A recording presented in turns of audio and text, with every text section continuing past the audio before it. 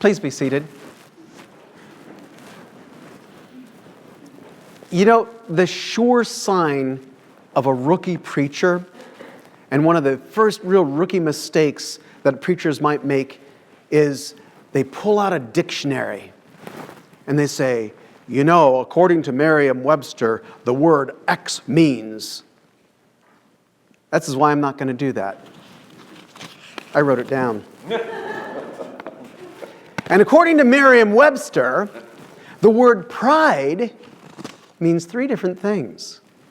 It means a feeling that you respect yourself and deserve to be respected by other people. That's number 1. Number 2, it means a feeling of happiness that you get when you or someone you know or is associated with does something good. And 3, a feeling that you are more important or better than other people, also known as hubris. There, I did it. But why? Because there are, in fact, some words that need unpacking. There are some words that get in the way of understanding what the gospel is saying. And we sort of make pride one of those words in a lot of ways. The whole concept of pride gets in our way. I mean, just look at the reading from Sirach, and I had to write that one down too because I can't memorize that one. But what he said was, the beginning of human pride is to forsake the Lord. The heart has withdrawn from its maker. For the beginning of pride is sin, and the one who clings to it pours out abominations. That's pretty early on. And we already have this teaching that pride and sin go together. And pride and forsaking God go together. Fortunately for us, because we really like pride, did you know that?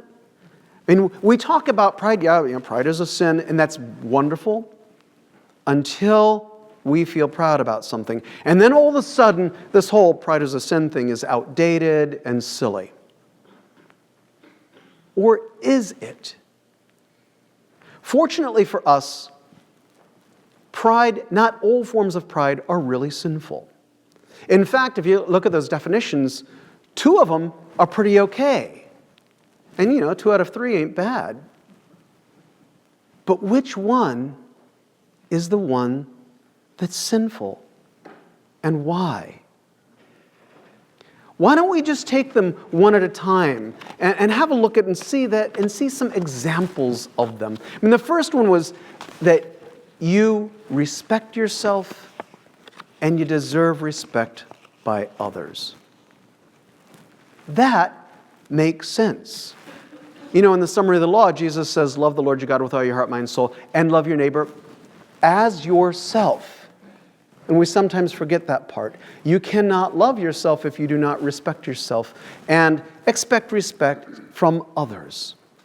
There's no reason why each of us should not be respected. An example of that is, that type of pride is in fact found in some parades. You've probably heard of the gay pride parades. Now, why do those even exist? And you get a lot of people saying, why are they so proud of all this? They are using that first form of pride. This is a group of people who through centuries have been beaten up, imprisoned, murdered because of who they are. And probably starting with the Stonewall riots back in the 60s, they sat there and said, wait a minute, we are a valid part of the society and we're not just simply going to let you run over us anymore. We deserve respect.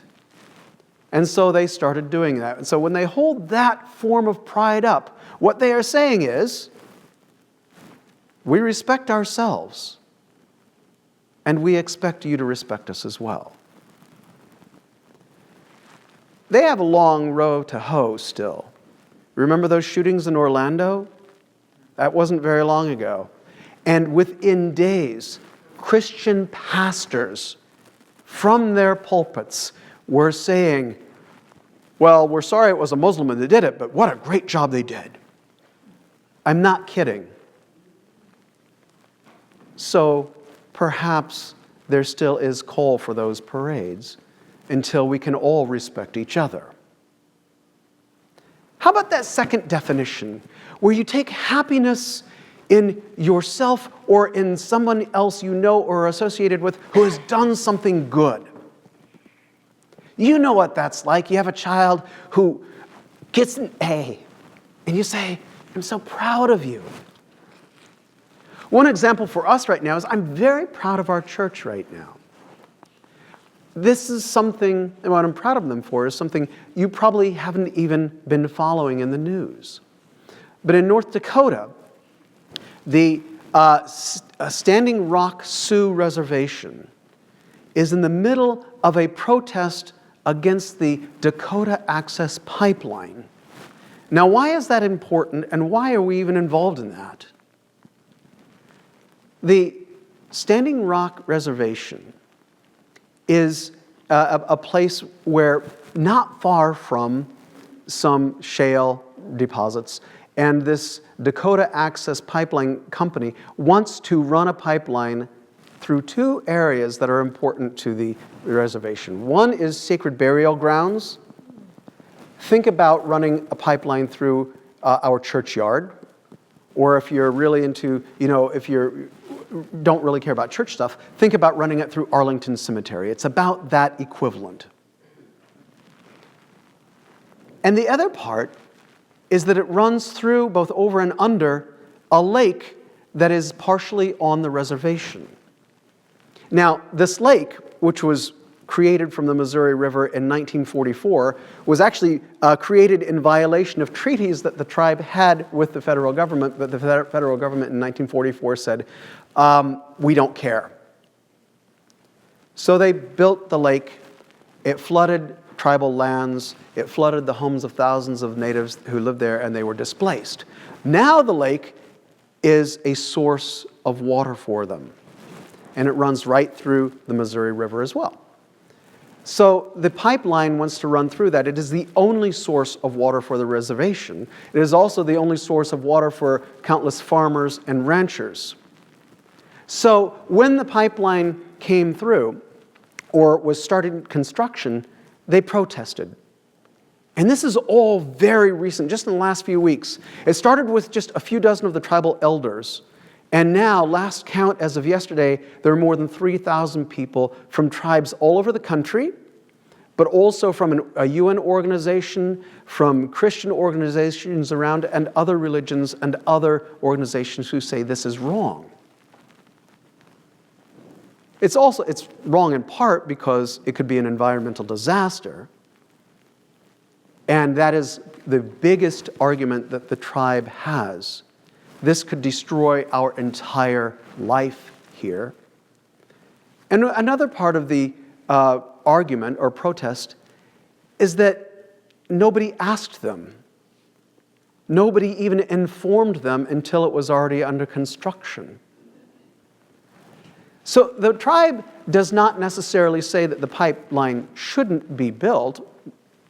They don't really care if it is or not, but that it shouldn't be in sacred burial grounds, and it shouldn't be in a place that can destroy the livelihoods of thousands of people. And they said, actually, it wouldn't take that much work for the pipeline to just move a few miles this way, and it wouldn't affect anybody in that way. So that's the essence of the argument. Now, why is the Episcopal Church involved? In part because our church, for the last 150 years or so, has had a very strong presence on the reservation. I gave a lecture several months ago about how badly we've done with slavery in the Episcopal Church, but we did pretty good out there. The Episcopal Church has a very strong and positive influence in several of the reservations, and so were early on the ground there and have done well. And our presiding bishop, Michael Curry, has called all churches throughout the whole country to support that protest so that their sacred lands are not violated and so that their water is not destroyed. He said that this is the perfect intersection of both justice and environmental stewardship. So I am proud of our church for standing up to what really is a very powerful interest in the face of certain harsh backlash. You can already see it. All you have to do is get online, which is a dangerous place to be anyway, but you'll see a lot of the harsh backlash. And yet, we're standing with them as we should. So that's the second kind of pride. Being proud of someone for doing something good, especially when it's in difficult circumstances. But what about the third kind? The third kind is what Sirach was talking about. The third kind is what we encounter in the gospel today, thinking that one is more important or better than others. This pride is sin. It is, in fact, putting yourself above not only others, but really God. As Sirach says, it's the beginning of forsaking God. It is where one says, I deserve this. I am better. That's one of the reasons I'm always so careful about when people say, we're the greatest, or we're number one. I despise that phrase. Even in high school, when we were, and what a delusional phrase that is anyway. In high school, we'd win a football game. My high school football team was terrible. And we won a football game and we were yelling around, we're number one. For that 15 minutes, that one game, because we lost all the rest, it's always delusional to say you're the greatest because there's always going to be somebody else who's better, who's going to come around. Every time a big fish eats a little fish, some bigger fish is going to come around. It's delusional, but it's sinful most importantly because if you hold yourself above others, then you cannot do what the letter to the Hebrews says, which is to practice mutual love. Mutual love is like this, looking each other in the eye. Mutual love is not one above the other saying, well, maybe I'll give you some of my scraps. Why do you think Jesus said when you invite people over, don't do it so that you can get a recognition. Do it out of love for everyone you encounter. And when you bring people who can't pay you back, know that you are having this not because you are gracious and generous, but because they are your brothers and sisters. You cannot practice the love of Christ from a superior position. You cannot practice the love of Christ if you think you are better than someone else or more important than someone else. It is, in fact, anti-Christ. So if you want to feel pride, feel the sort of pride that says, I'm a child of God, I deserve the respect that every child of God deserves. If you want to feel pride in those things that others do or you do that are good, that bring God's love to action. But if you want to feel the pride that says, I'm number one, I'm better, I'm above you, that is not the pride that will make God smile. So, 3 different kinds of pride. One of them I don't recommend. But 2 out of 3 ain't bad. Amen.